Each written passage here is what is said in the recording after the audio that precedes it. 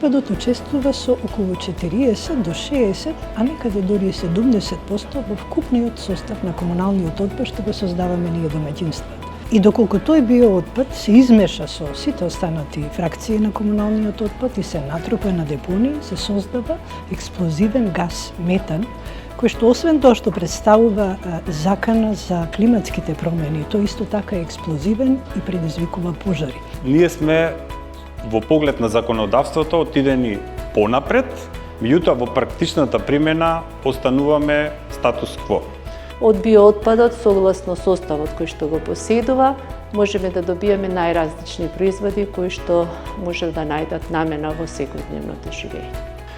Потребна ни е едукација на целото население, поддршка од институцииве, во смисла на регионални центри. Циркуларната економија всушност представува повторна употреба на биоотпадот. Треба да го напуштаме неодржливо линеарен модел и да пополека влегуваме во циркуларната економија од аспект на намалување на природните ресурси, загадувањето на животната средина, заштита на биодиверзитетот и понатаму во однос на заштита на питката вода. Има повеќе чинители, пред се тоа сме ние, домаќинствата, кои што треба да бидеме свесни за потенцијалот на овој биоотпад, но исто така и за неговите опасности доколку го измешаме и го фрлиме.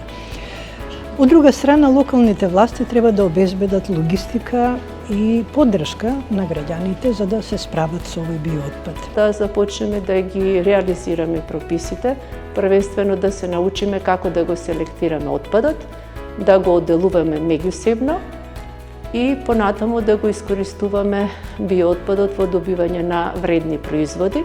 Покрај тоа што добиваме вредни производи, истовремено ја заштитуваме околината и имаме можност од економски аспект да отвараме нови зелени грин бизнеси. Јас мислам дека граѓаните многу лесно можат да се навикнат да рециклираат, како пример ќе дадам успехот со вендинг машините, каде што граѓаните навистина се надпреверуваат кој повеќе ќе искористи пластика, бидејќи имаат одредени поволности, меѓутоа на тој начин се гради и свест. Да се отвараат нови работилници, едукативни кампањи за промена на свеста, тоест биоотпадот да го рачунаат како ресурс, а не како отпад за во депонија. Секако сметам дека ваквите работилници се особено голема корист за нас, наставниците од природната група на предмети.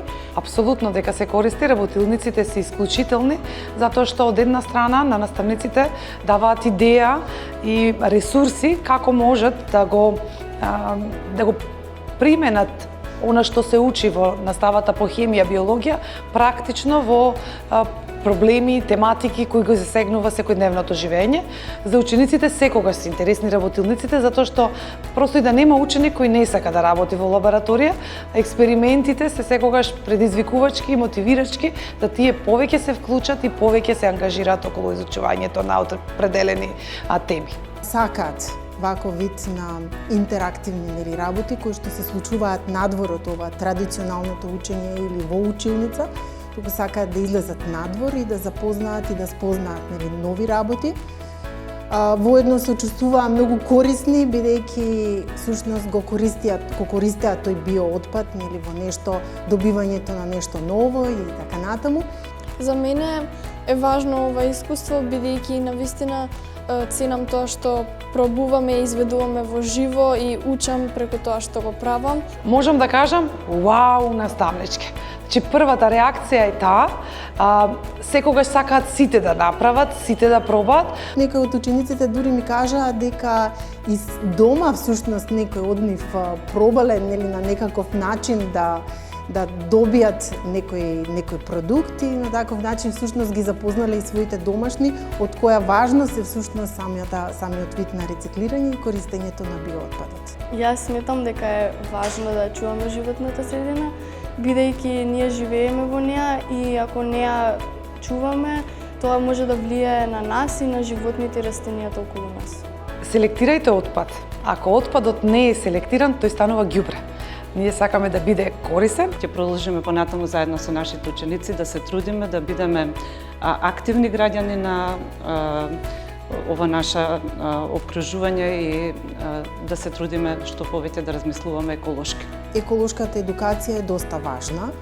На граѓаните и на институциите би им препорачала дека навистина е крајно време кај нас да проработи свеста за правилно селектирање, значи третирање на биоотпадот. Секогаш, секаде, не само училиште, секој дом, секој семејство, секоја општина, секој град, секоја држава, мислам дека треба да биде основното за да може да се направи одржливост на целиот екосистем на планетата Земја. Еколошката свест да биде на повисоко ниво, значи да не се фрла нигде, мислам, насекаде ѓубрето,